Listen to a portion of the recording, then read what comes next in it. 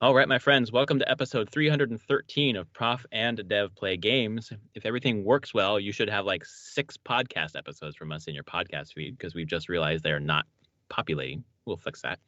I am Larry at Prof Plays Games on Twitter. Over there is Anthony the Dev at Summer Speak. And then we have a guest with us, Travis, our friend from long ago. He's been on our podcast a few times.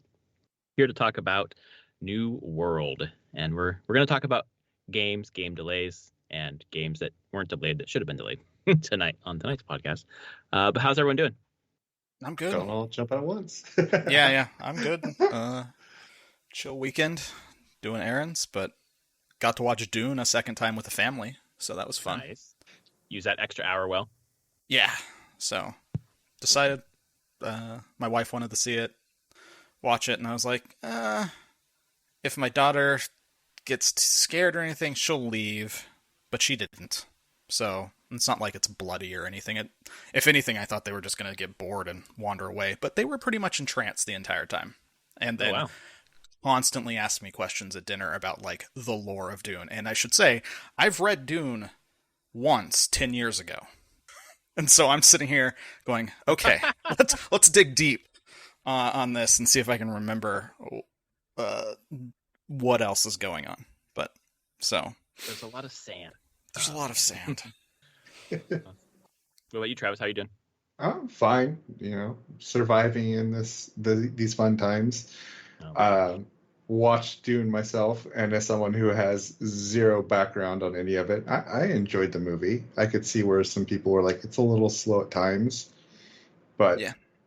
Visually it's absolutely stunning. Even though there's a lot of desert, it's still amazing what they were able to do, and just the sheer size of it was mind-blowing. Yeah, my wife hadn't read the book either. My wife hadn't read the book at all. She had no clue about Dune other than it takes place on a desert planet, and there are sandworms, and there's a thing called spice. That's it. Yeah. There's like general, I would consider like common cultural knowledge of it. And she finished. She's like, that was really neat. She's like, she really enjoyed. Actually, where people are saying it's slow, she really enjoyed the pacing of it. She said just in general, like getting time to spend with the characters and learn about the world. It's slow for like political stuff, though, right? Like the building up of the house. I know. I mean, yeah, they need to build up all that stuff. So someone who hasn't read the book or anything can at least get a general idea of like, okay, there is political machinations going on, and there's a lot of names and house names, character names, prophetic names. There's religious stuff being tied into it. Like, it's dense. The book is very dense, so. I was going to say, the people that I've said that thought it was slow were people that thoroughly love the books, and I'm sitting there going to someone who's never read them. I was like, well, I can see where you think it's slow, but for me, I think it was a good speed, because I would not have picked up on 90% of what they were dropping if they had picked up the pace even a little bit. Yeah. And we're going to get a sequel that got approved, greenlit. Thank God. We actually get part 2, because this isn't really a complete movie. Let's be honest. I was gonna say, it's not really a sequel, right? It's just part 2 of the story. Yeah, it's the second half of the first book. It literally says part 1 in the opening credits of the opening title, and it's like part 1. So I was kind of surprised that they hadn't already greenlit done part 2. Part 2. I was like, it didn't get greenlit for like a week afterwards. I was like, nope. Really? It's almost like the showrunners were like, "Oh yeah, you're not going to greenlight part 2. We're going to put part 1 in the fucking title, and we're going to tie your hands."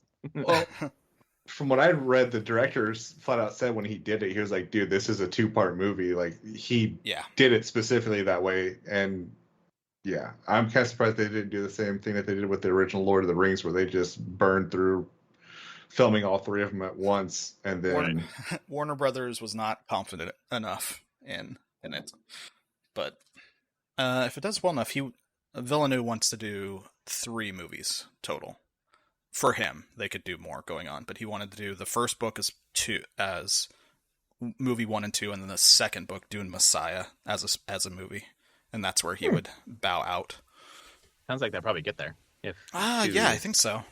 Yeah, that's cool. I still haven't watched it yet. I'm looking forward. Winter time, probably. Your copious amounts of spare time. Jesus Christ! At least, hey, I got more spare time now, and I don't feel guilty when I'm doing my normal job that I'm not doing my other job. So I'm much happier now.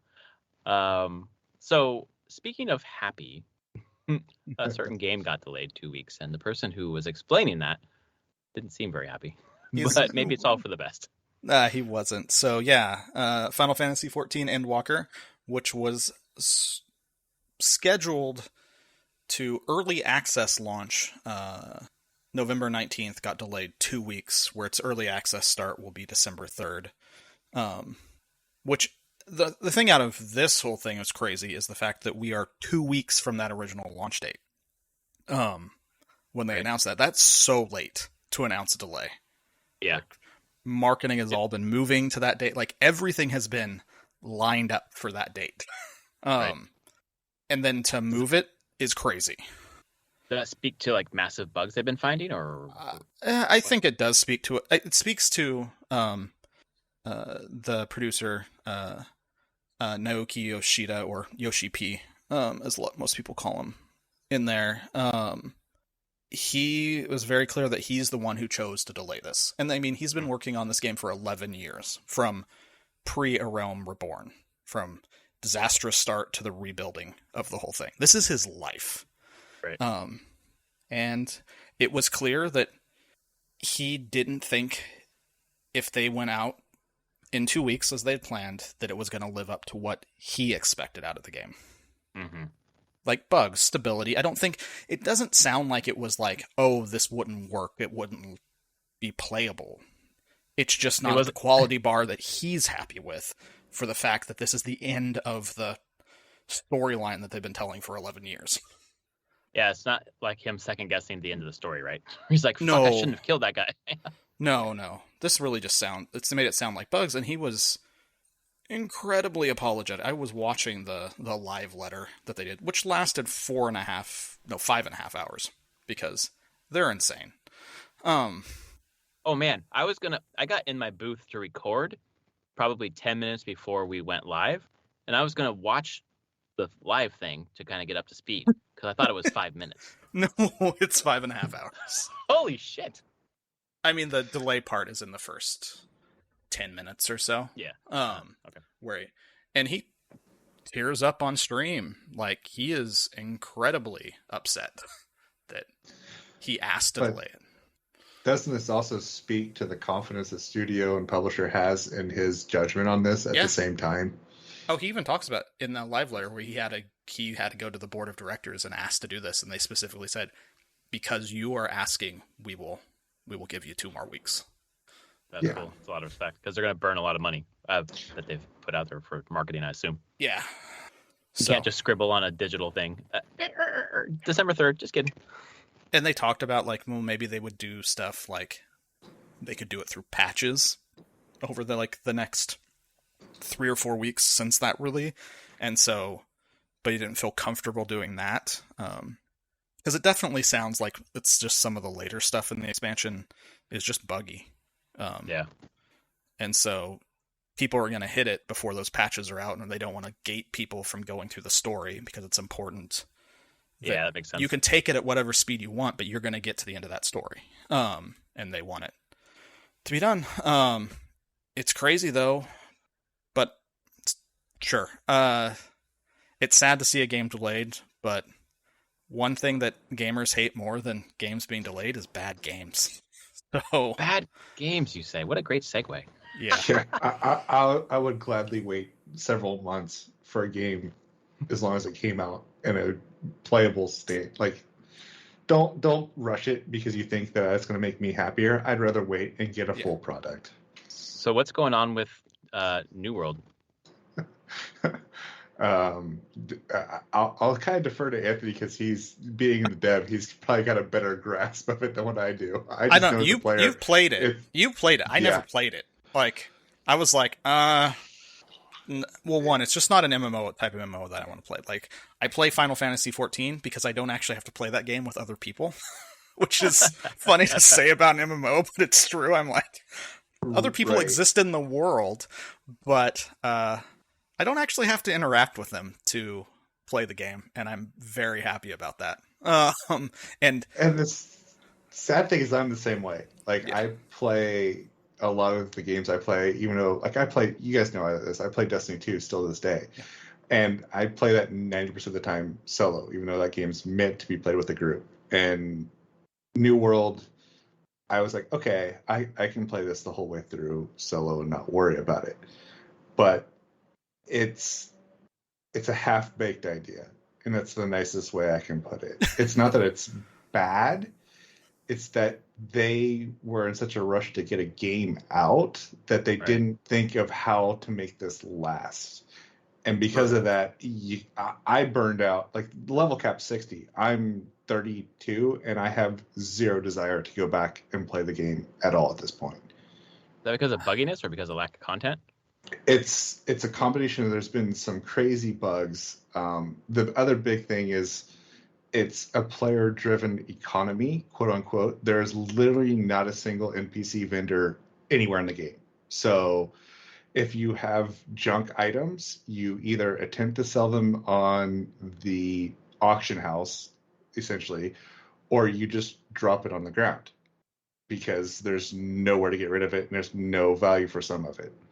And beyond that, there's no gold dump beyond the fact of paying taxes. So if you're any crafting you do, you have to pay a tax based on the city that you're in to refine the materials, and then pay a tax to craft the items once you've refined the materials. And it's just a weird economy in the fact that there's 3 factions that control the map. The factions are fighting for who controls each one of the zones, and then they set the tax rates for refining, for trading, for property tax, because you can buy homes and stuff and all this other stuff. So it's kind of funky in the way that works, because it's a front load of gold in the quest, and then once you get to the level 60, there's no way to legitimately gain wealth at a substantial rate. So you quickly hit a wall, from what I've seen from other people, where it's like you can't really do anything because you have no gold to do anything, and you have no way to actually legitimately farm it in a good manner. Right. Yeah. And the other thing that I've seen that's really jacked is because you have these 3 warring factions, once you get to a certain level, you have to pick one of those 3, and you're locked into it for 120 days. That's fine. Except once one of the factions starts to take over the majority of the zones, people start bailing, i.e. they leave the server, or because they're not having fun. Right, because they don't control any of the zones. Right.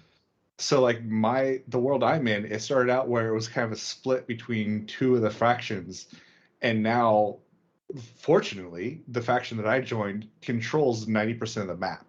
One of the factions has been completely just wiped from the server. They have zero presence whatsoever.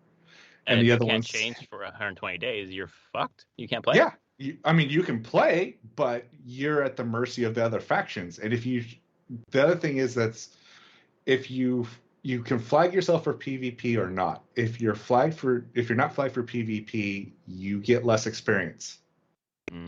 Just doing PvE stuff, even. If you flag yourself for PvP, you get more experience. So now if you're in those factions that don't control the map, well, you flag yourself for PvP, you're just going to get grief the whole damn time. What the fuck? That's like fundamentally terrible design. Right. Yeah. Like, it's a cool concept that they want to have these wars between these factions. But then the other thing that gets even more jacked is there are essentially clans. I don't know if they call them clans or guilds, because I'm not in one. That for each one of these factions, like, you can create your own. They're player generated, right? And they're the ones that their clan will control the zone for that faction. They're the ones, so their clan gets all the revenue from the taxes and everything else. Well, because of that, whenever another faction challenges them and creates a faction war, they're the ones that get to choose who gets to go into the actual war. So if you're not a member of that clan, or you're not a high enough level, or you're just not on their good side, you're completely not allowed in. They will just skip you. Yeah. So they basically have created gates to some of the things in the game that you have no chance of getting to unless you get on the good side of the people that are in control. Wow, so you can't even access some of the content in the game. The wars, yeah. I mean, there's other things outside of it, but then there were some major bugs. Like in the wars, people were finding out that if you played the game in windowed mode and then held your cursor down on the frame of the window and then moved it around in PvP, you took 0 damage. Oh my god! The game just, for whatever reason, the game didn't recognize it, and your character would sit there and be capturing the point, but could not be killed. Oh my god! And that's where I was. My comment, that's client authoritative, and there are many things in the game that are client authoritative as sort of server authoritative, which most online games are server authoritative for the past 2 to 3 decades. For that very reason, so they can't fuck with it, right? Because you can't, because the server is keeping track of things. You can't do that. It doesn't matter what the client does, the server tells. And so, for whatever reason, dragging that window is like, pauses, the client says, no, you can't damage me, and the server's like, cool, thumbs up, I can't damage you. It's like, why would you do this? Yeah. Like, there was videos of people, they figured it out because there were some videos of people doing this, and they're like, why can I not kill this person, and then finally people started figuring it out. And it took a week before Amazon Studios was like, oh yeah, we see that, we're trying to do something about it. Yeah. And it's like, dude, this is completely screwing. And that's not the only thing. Like, when as I think I mentioned to you guys when I was chatting earlier, there's several weapon types in there. That's great, right? But I'm level 30, and my 2 weapons that I've been working with, I've pretty much got all the skills on my bar that I'm going to ever use on them. So yeah, I'll get more passives, but at level 30, I'm not, for the next 30 levels, I'm not going to get any new skills to use. I'm like, what the serious F? This is, so it's like the same gameplay experience for the next 30 levels. Right. And I'm like, if I want to, I can go pull out another weapon and start learning that. But hey, because it's at level 1 in my ability, I hit weaker with it than what I would with my one that's, level freaking 15.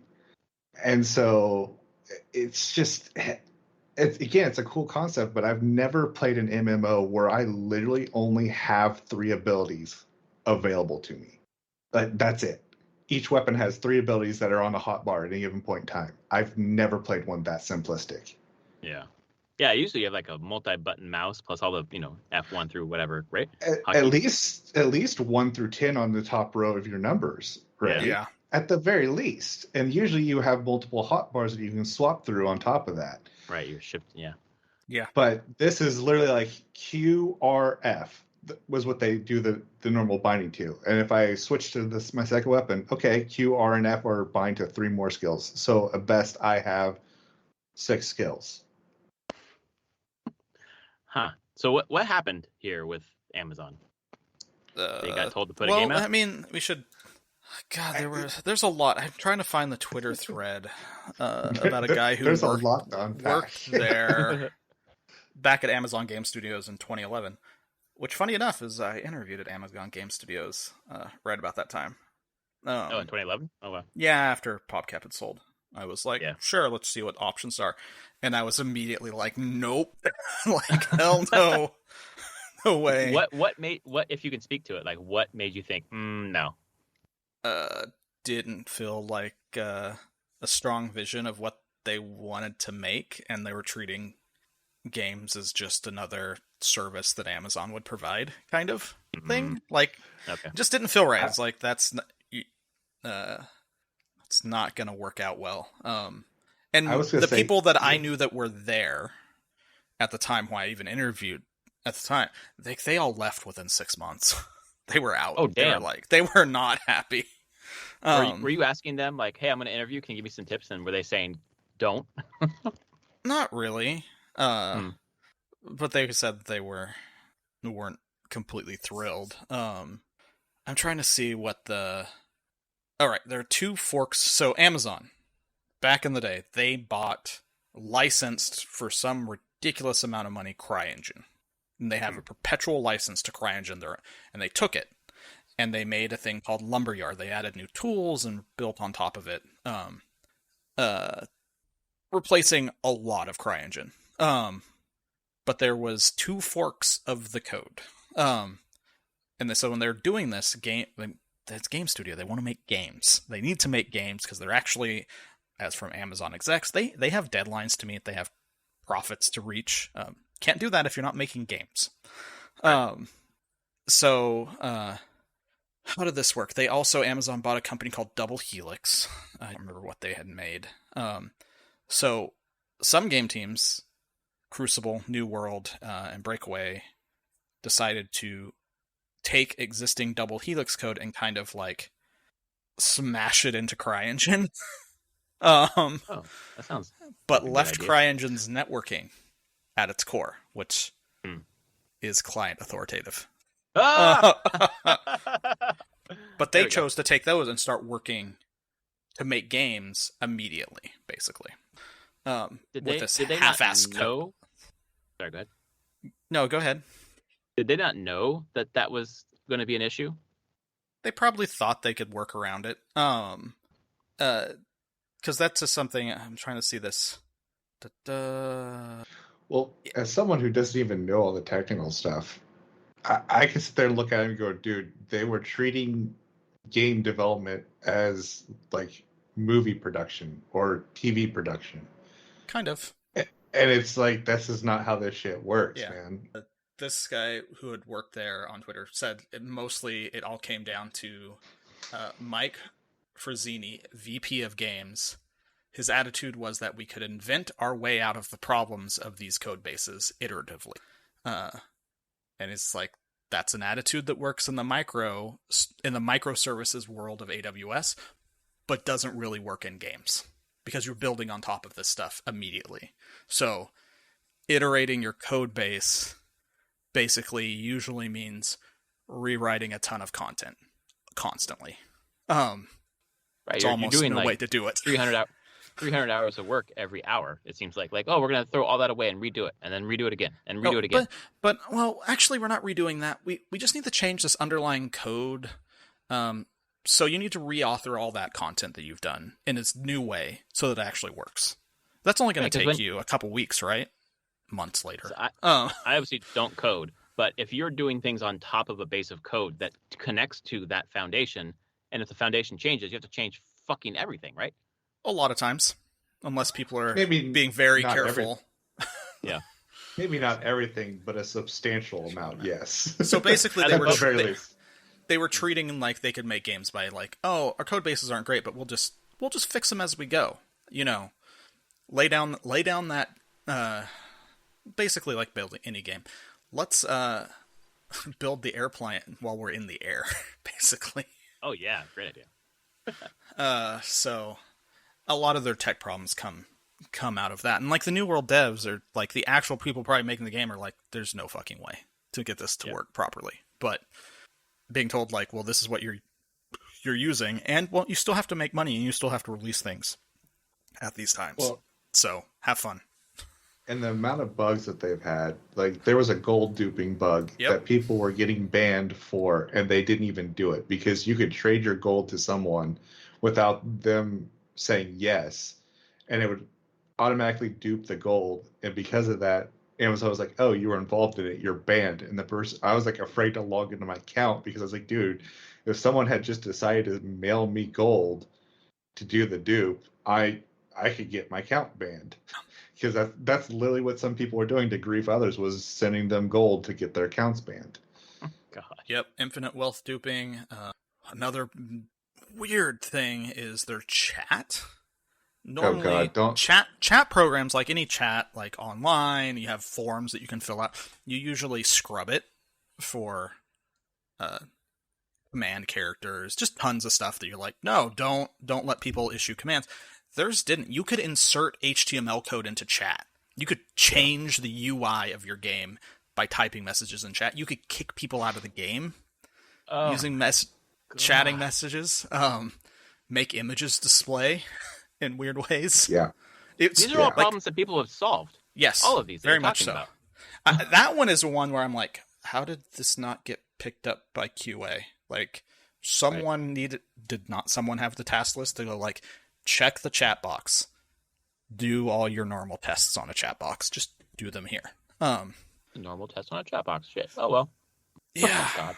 I'm like, I don't know how that one gets missed at this point. Or maybe it didn't get missed, and they just didn't care. Like, I should say that. Most times in QA and all that stuff, QA probably did find this, logged it, and then it was like, well, we're not fixing it, so... Mr. Amazon wants to ship, so we're shipping. All right, great. Fuck you guys. Like, even when they did the beta in July and I played it, I enjoyed the game, but I was sitting there going, I immediately canceled my pre-order afterwards because I was like, dude, you have all these issues. And they were like, oh, we're going to delay it a month. Okay. And then I made the dumb mistake of being like, all right, I enjoyed it somewhat. I'll see if you fixed it. And I went back to it and I'm like, holy crap, you really didn't fix hardly any of the shit that was there before. And go ahead. I thought it was a free-to-play game. Am I wrong about that? No, it's not free to play. It's a $40 game, and that's it. All right. They got $40 out of me, and that's it. I'm not. At this point in time, they've lost that game to me completely, and it makes me concerned about anything else that comes from them in the future. Yeah. Even stuff. Well, actually, the other stuff that they have coming out later in the year, I'm a little less worried about because they're not actually producing. They're just producing it. They're not actually building it. So, yeah. You the flashbang. This is what someone could do to people's UIs. Make it all yellow? Yeah, just by setting an HTML code in chat. Oh my god. And they were doing that during the faction wars to people. Oh my god. So you're in PvP, and then all of a sudden your screen did this, and then you couldn't do shit.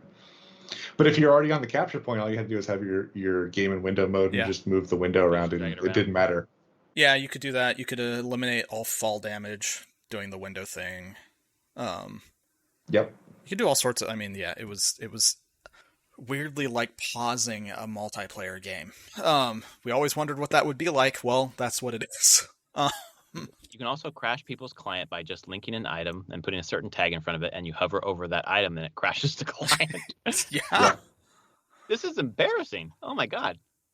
And I feel sorry for the devs on this because you know that they're like not happy about this, but it's leadership that was like, hey, we're pushing this shit. And I guarantee you someone there was like, dude, there's some major issues that need to be worked out. And they're like, nope, we got a deadline. Let's go.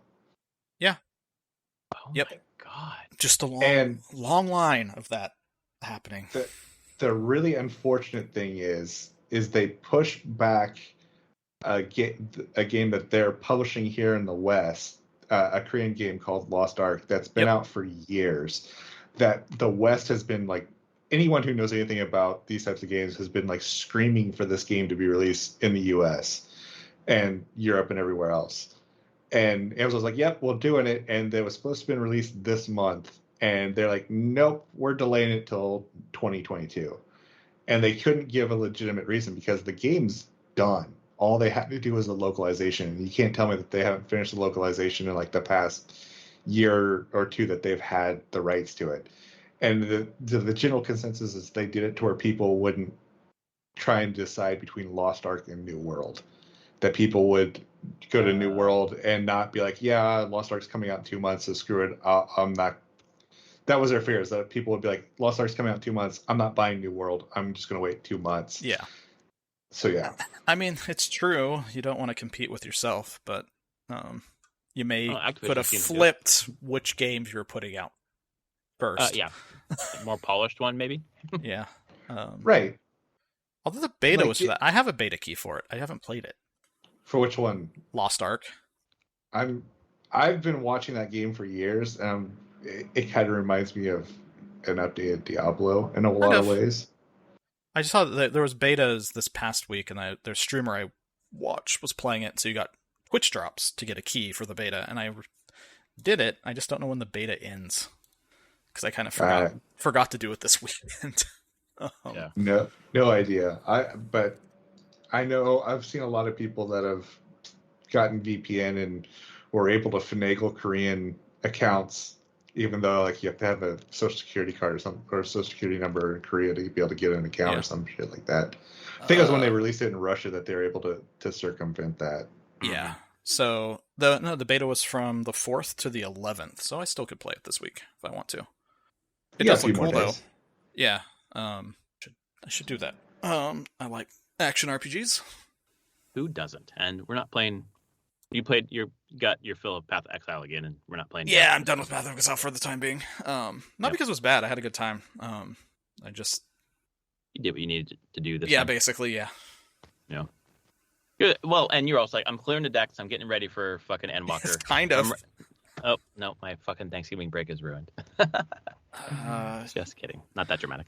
No, not that dramatic. It is kind of funny though, because I mean, my work, we take off Thanksgiving the day after, and I was like, oh, I'll just take the rest of the week off because, well, this is coming out, and I'll just play that for a few days before Thanksgiving. It would be great. Just this nice, relaxing thing. But nope. So what are you going to play then? I don't know.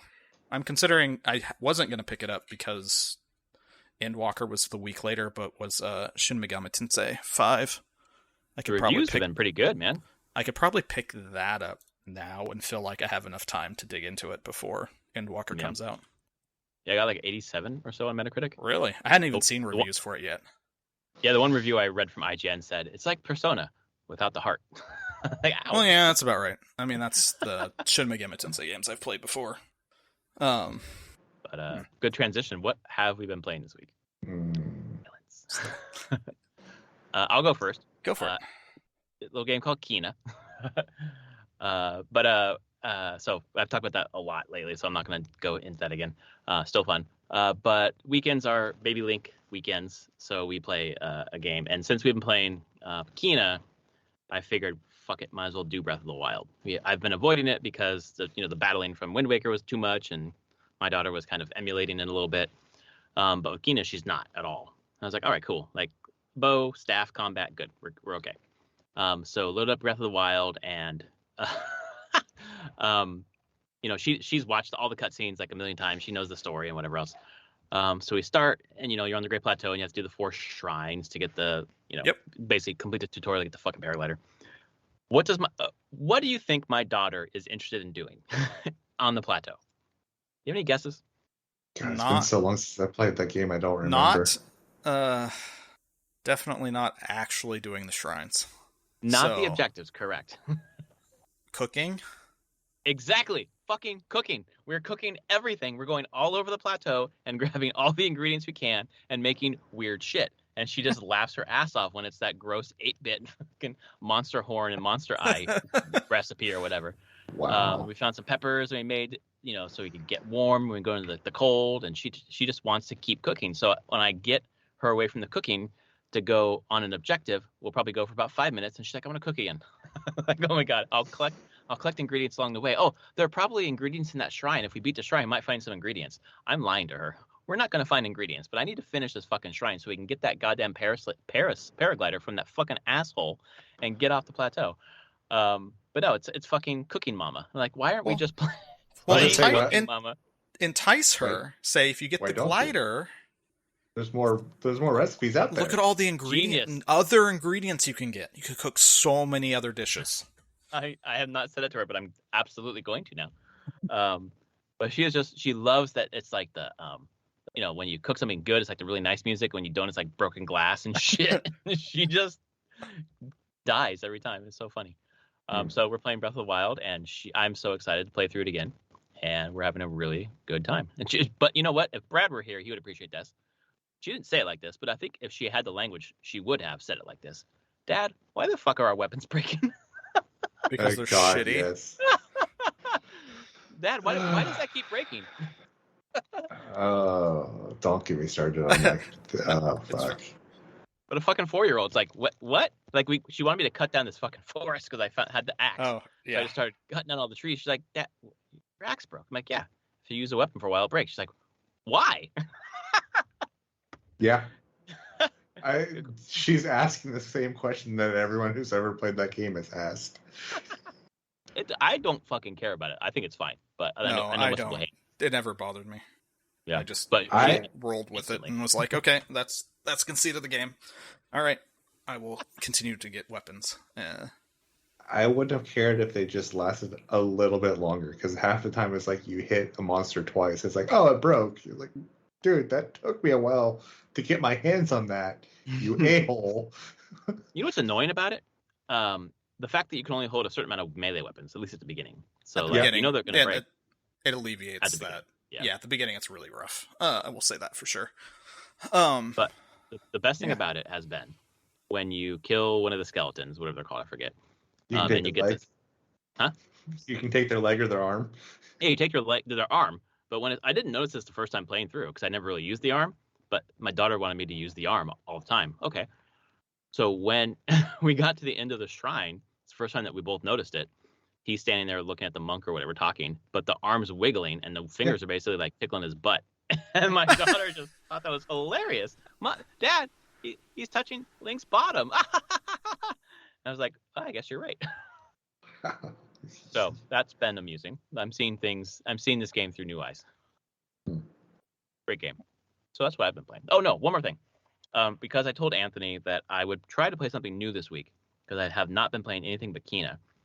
So this morning during the time change, I'm like, okay, I'm going to load up Apple Arcade and play something. And I load up Fantasian, which is done by the guy who created Final Fantasy or whatever. Yeah. I played about 10 minutes before I fell asleep, and that's not because of the game, but because I was fucking tired from my daughter waking up early. But the controls are really cool. Like, it definitely has like a Final Fantasy vibe, and like the swipe attack kind of mechanic is cool. I don't know. It's I need to play it. Seems well done so far. Free Apple Arcade, at least until January, and that was one of the things. I was like, oh, if I have Apple Arcade, I should at least grab this Sakaguchi's game. Yeah, that's the whole reason I got it. So, it's got this standard, like, I don't know, amnesia. I don't remember where I am. I'm in a reactor or whatever. Like, oh, are we playing Final Fantasy VII? Mixed with, I don't know, Breath of the Wild, where Link doesn't remember shit. So, but it moves well. Like, it controls well on the phone. And obviously, you can get, like, a backbone or whatever and kind of control it, with that. Yeah. Which I don't have. So, I did play something new. There you go. For at least a little bit before falling asleep. 10 fucking minutes. There you go. I woke up later with the phone in my hand. I was like, oh, well, okay. Why don't you go, Travis, if you have anything? Huh? Okay. Destiny. What? Just I was going to say for you to go. Oh, no. I'm playing all old games. I turned around and bought one of those little handheld emulators. Oh, yeah. Nice. And just been going through old NES and Super Nintendo games that I've just loved as a kid. And then G saw me playing one of them, so I've been playing with him the original Kirby on NES.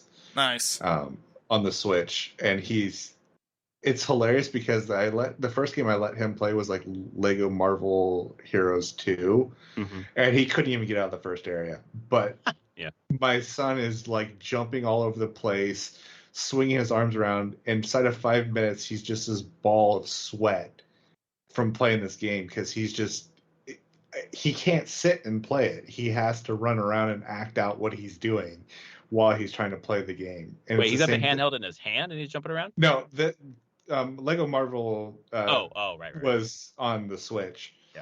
So he's got this I have two of the Joy-Cons hooked up to one of the charging docks, like the little handheld dock. Right. So he's jumping around with that. But no, I haven't given him the handheld. I turned around and went to the Nintendo Online and loaded up Kirby on the Switch and gave him the NES controller that I have for the Switch. And yeah, he's jumping up and down and twirling and running around the room and swinging his arms all over the place with Kirby as he's trying to get Kirby to do different things. And I say I have to play it because anytime he gets to one of the little mini boss rooms or one of the bosses, I see his face just turn red with frustration. Because he can get through the levels, no problem, but there's a little bit of finer hand-eye coordination that you need to get past those bosses.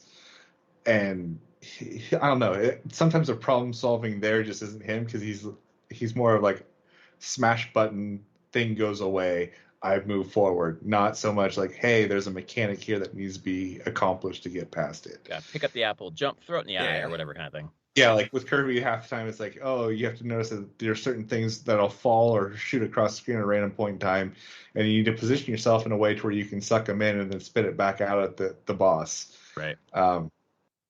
And so he, gets frustrated with that. So that's what I've been doing more than anything else. When I can, Destiny still a little bit, just because it's in a very long season and a lull. So I'm not hitting it that hard because I don't really care. Yeah. That I don't have. This season started at the beginning of September and it ends at the end of February with the expansion. So I'm like, I've got plenty of time. Yeah. Witch Queen was supposed to have been released in December and then it got pushed back delayed to end of February. Yeah. Like everything. Extending the season. Yeah. Yeah, and so instead of trying to slam 2 small seasons into it, they're just like, yeah, we're just going to extend the existing season. And just like with, Final Fantasy and Endwalker, I'm like, yeah, I'm okay with this. There's not like we don't have a lot to play or do in our lives. That delay is fine. Oh my god, my catalog of games that I've bought that I still haven't played is still really, really bad. Oh my god, you should see the CD wallet that I have of just PS4 games that I opened to put in the sleeve and never fucking even loaded into the PS4. Yeah, that's the same way. But like, I finally broke down and bought the Final Fantasy VII remake, and I haven't booted it up once. Oh dang! I love that. It was so, and I'm sure and I haven't brought it onto the PS5, and I'm sure it's amazing on the PS5. Like, yeah, and I bought the PS5 version, so I'm like, as someone, and Anthony, you know this better than anyone else, because you're the one that got me hooked on Final Fantasy way back in high school, man. So my addiction with that game, and the fact that I haven't booted it up is just kind of mind-blowing to me. And I have a couple others that I've bought recently that I just haven't booted up. Yeah. I've mostly been buying people consoles, actually. Yeah, you're a fucking like a black market dealer, man. Except you're selling them at whole price. But yeah, I buy them for my friends, and I'm like, this is how much it costs me. And most of them be like, yeah, you got to pay me for shipping if I have to ship it to you. But if you can come pick it up, then fucking come pick it up. Here it is. It's awesome. Quick question: what handheld did you SNES emulator did you get? It's the Ambernick RG351 MP. There's Brad put it in the Discord server, a month ago maybe. Okay. Well, he put in a different one, but I started but that retro gaming YouTube channel I see. linked to, I started watching. I went down the rabbit hole. Okay, I see. I've seen this one. I've seen this one before. Yeah, and that's the one I got. But then I also, because it came with like 3,000 games, which is great. But some of them are like, I'm just looking at it going, "What is this?" Sonic the Hedgehog, or whatever. No, they actually is it knockoff games or real games? No, it's the legit games because it's coming straight out of China, so they don't give it. They don't care. Yeah. Yeah, they don't care. But there are some of the big ones that they purposely left out. Like they didn't put any of the Mario games in there, or any of the Zelda games in there, which I'm not surprised. But a lot of the other things like Double Dragon, all the original Teenage Mutant Ninja Turtle ones, Kirby's.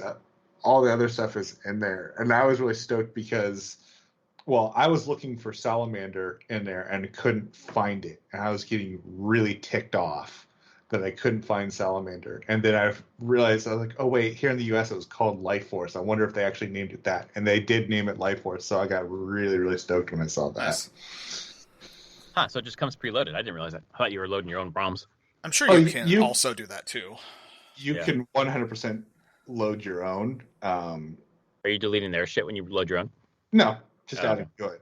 Because what I'll probably end up doing is creating another ROM disk for it, because it's just a little micro SD, and I'll copy over just the ones that I want from their list that they already have, so I don't have to go and load in other ones. But the things that they're missing that I want, like the original Zeldas, and the Marios and some of the other stuff, the Metroid, because they don't have Metroid on there either. Yeah. At least all these things are on Switch Online, but to some degree. But this is a thing that I've been finding out. So like Kirby, I've been playing it. Like G's been playing it on the Switch Online or on NES Online, right? And I have it on the handheld. it plays so much better on the handheld than it does on the Switch, and that's mind-blowing to me. And I've been reading about the new release that Nintendo had with their new the N64 one. Yeah. And everyone's saying that the N64, like, dude, why didn't you use some of the emulators that already existed? Because they play the N64 games better than what you're doing, and that's sad. Because you guys are the ones that created these games, and you can't even create an emulator that plays them the right way. Wow. Yeah. Yeah, it's I see so much like frame drop, stuttering on the Switch, and I was thinking maybe it's just the game. And then I started playing it on the handheld just to prove, and nothing. Every moment that I've seen it slow down or stutter on the Switch, smooth as butter on the handheld. And I'm like, what the heck, dude? Yeah, the recent shareholders meeting, they talked about how they're going to be adding more features to Nintendo Online because of the reaction to their N64 expansion pack or whatever. So expensive for not great quality, man. Well, they over doubled the price and they didn't even double the offering. They barely they doubled the price and gave you Animal Crossing expansion in there. Right. And if you don't have Animal Crossing, it's expensive. If you have Animal Crossing, it's like, and are continuing to play Animal Crossing, you're like, this is a damn good deal. It is, yeah. Right. Which I'm in the former group. I don't play Animal Crossing. I never will play Animal Crossing. I have zero effing desire to play that game. So to me, I'm like, well, F you, Nintendo. I'm not getting this. Yeah. That's the only reason why I want to get it, because my daughter and I want to do the Happy Home, whatever, Island Design or whatever it is. So yeah. We are Animal Crossing fans. Although, you know what? I should probably get KK Slider to come to the island and fucking roll credits on that motherfucker. Yes, you should. There's another thing you should do. Yes. Let me add to the list. Also, play longer than 45 minutes of Metroid, because that game is rad. And yeah, do that as well. I'm farther than that. Many hours into it, but I need to get back to it. Another game that I bought that's just collecting dust. Yeah. Well, you need to finish Super Metroid. You started that, right? Yeah, I started it, and I haven't gone back to it. Yeah. I need to. Man, what a game. What a game. As I told you, dude, I've got too many games to play and not... My problem is I have too many games, I have 2 kids, and I'm trying to learn how to play the guitar at the same time. I've already picked up too many hobbies. I should have stopped picking up video games. Yeah.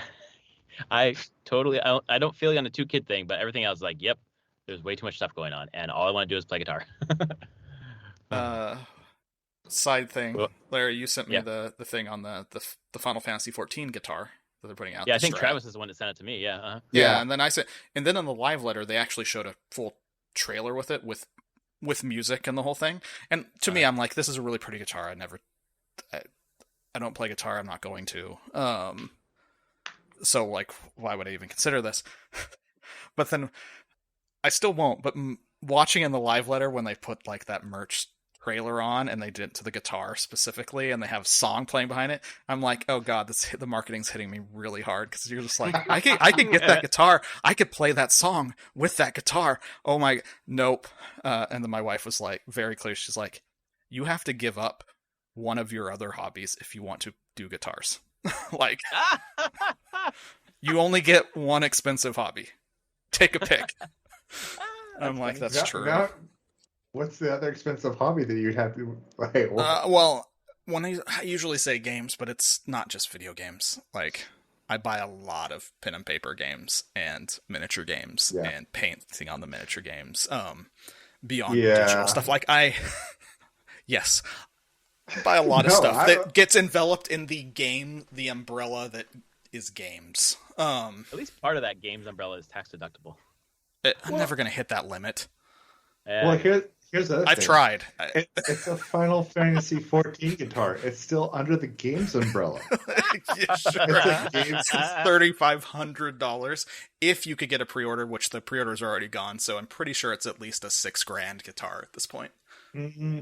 I wouldn't say that, just because the Oscar Evangelion one that Fender released last year was at the same price coming out. Right now it's around $4,000. The problem is importing taxes on it.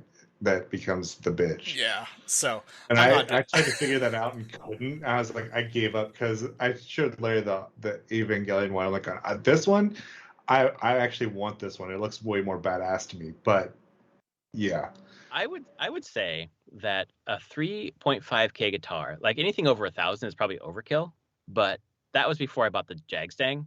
And I bought a month before the Jagstang. I spent a long time researching, looking for a guitar, and I bought a GNL Strat copy, and that was like the fanciest guitar I've ever bought before.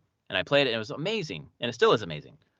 After playing the Jagstang, playing the fucking GNL is like a fucking toy. It really is. Like the Jagstang is like another level. Like the way that it feels, the way that it plays, the play of everything. It's another level. And I'm like, I wonder if a 3.5K guitar.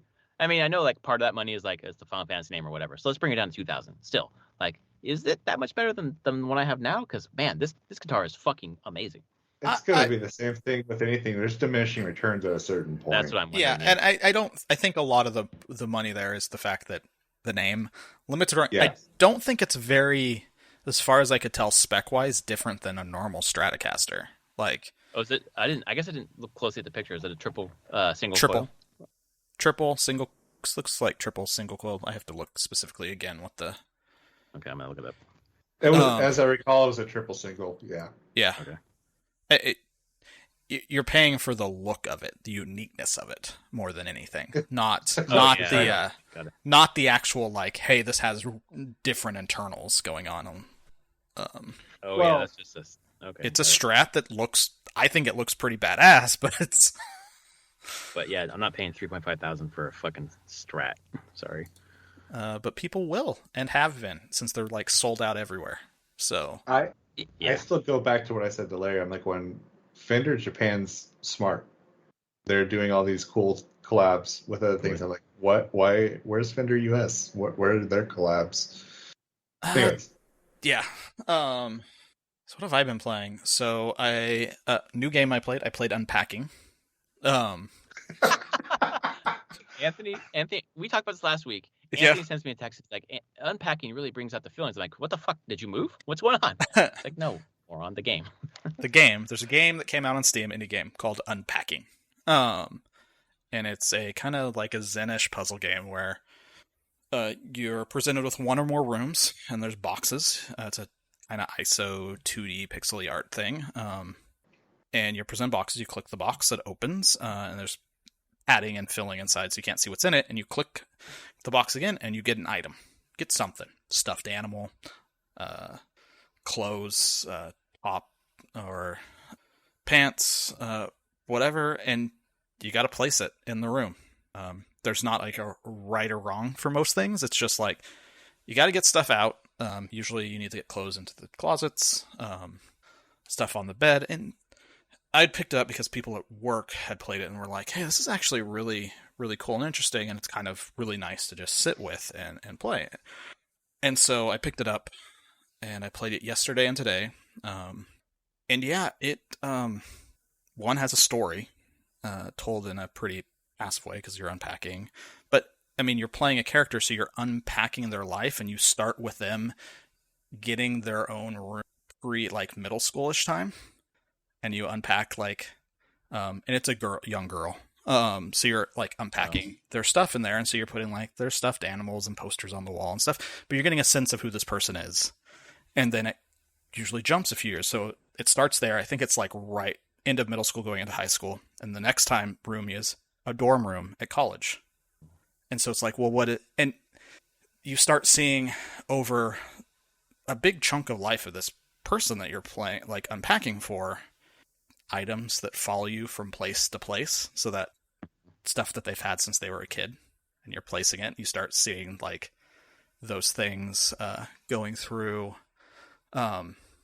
After college, you go to a place where it's like clearly they moved in with, like, another roommate who was into D&D and stuff, and so you have, like, D20s you're placing out and just having a good time. And you have bathrooms you're unpacking, bedrooms, office, kitchen stuff. Always fun trying to fit all your kitchen pots and pans where they need to go. Feels very true to life in that way.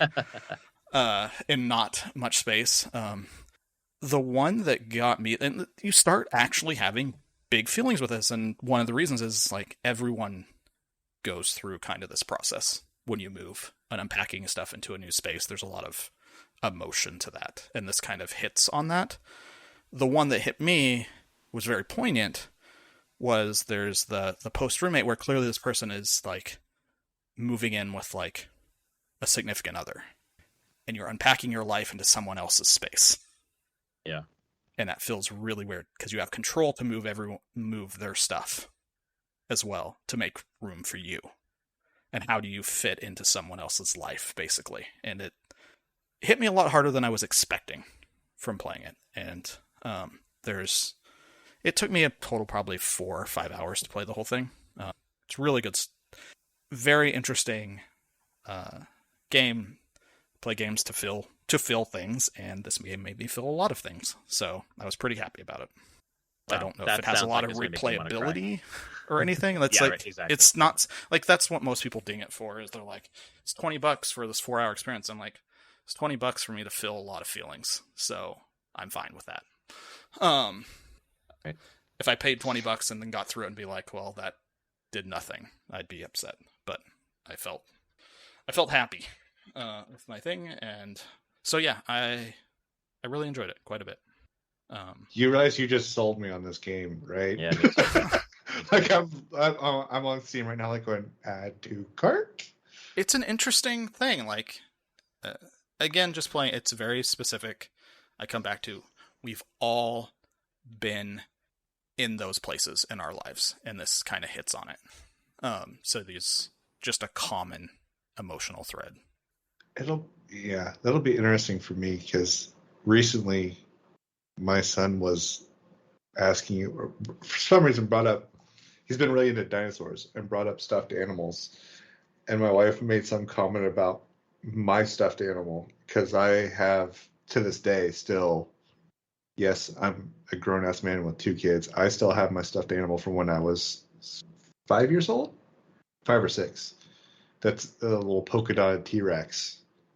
And my son's eyes just lit up when he saw him. And it was just kind of cool to see how something that's been so special to me ever since I was so little brought him so much joy at the same time. Right. And then you've kept that thing through all your moves. Oh, everywhere. Yeah. Your life, that's the thing about it. It just continues. Yeah. I think we all have those things. I definitely still have things from when I was very much a young kid that have just followed me.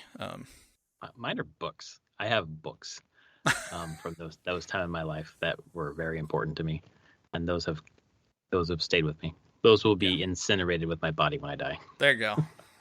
But yeah, I really enjoyed the game quite a bit. Was a neat experience. And... Yeah, I think I'm gonna put on my wish list for the next sale because that'll be the time, like when Black Friday comes around with all the sales or whatever. Like that's when I'm gonna be gearing up to like play the next thing, and like it's Marvel's Guardians of the Galaxy, Ratchet and Clank that I missed earlier in the year, and Unpacking. I think are the 3 that I want to dig into before the end of the year. Yeah, Unpacking's not going to take you that long, so yeah, that'll be the first one then. Normally, I'm like, I wait for the Larry. You've heard my thing on Steam and sales, but with some of these, I've kind of relaxed a lot, especially with these smaller developers, because I'm like, dude, you know what? If you did something awesome, I'm willing to pay full price for your game to some degree. Yeah, I am too. I just don't have the time right now, so I figure. Whereas before, I was like, Larry knew my thing. It's like, if it's at least 25% off and down near around $10, I'm not buying it. We were playing Rocket League every night. We're like, just join us for Rocket League. It's like, no, it's not the right price. And fucking Brad just bought it for him. Like, come on, shut up. Play with us. Well, that was also because I didn't think I would enjoy that game. Yeah. So if I don't think I'm going to enjoy a game, but I'm getting it to play with other people, which I know I'll get my enjoyment from playing with the other people, then I'm not going to pay full price for something like that. Yeah. If I played anything else, nope, just the normals. I continued to do my daily Genshin Impact grinding. Nice. How is that at this point in time? I love the game so much. Like, really? But it definitely hits certain receptors in my brain like perfectly. I haven't spent really any money. I've done like hey, if you're gonna log in, here's bonuses.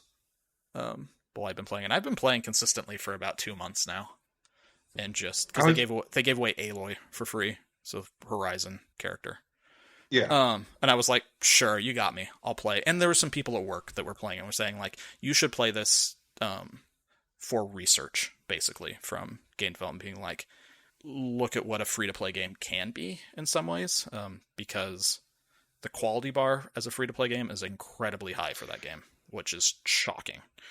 Right. When I played it last year, I was like, it's an amazing game, but at the same time, and I think they've gotten better with it. At the point when I was playing it, the amount of materials needed to upgrade and everything became kind of excessive and difficult to acquire without paying. So that's when I kind of hit the wall. I was like, yeah, nope, I'm out. But then I've heard that they've made a lot of changes to make it a lot better. Yeah, there's more that you can do. Like, I'm not paying anything, so it's like, I think my highest character now is level 80.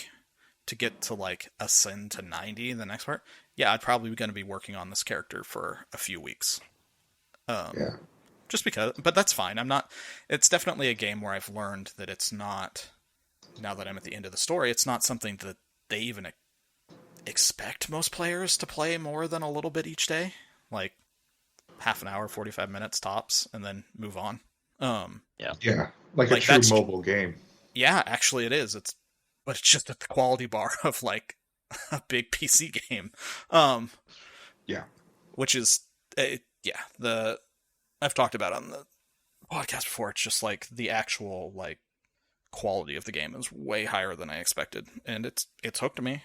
I still enjoy it. I just kind of pick out the things that I want to do during the day and do some dailies, go kill a couple bosses, do a layer or two, and finish up. And right. I don't know. So many characters to build. Yeah, I don't know. It may be worth checking out again. There's a ton of content, story content especially. That took me 100+ hours to get through the story. So for free, that's not a bad deal. For free.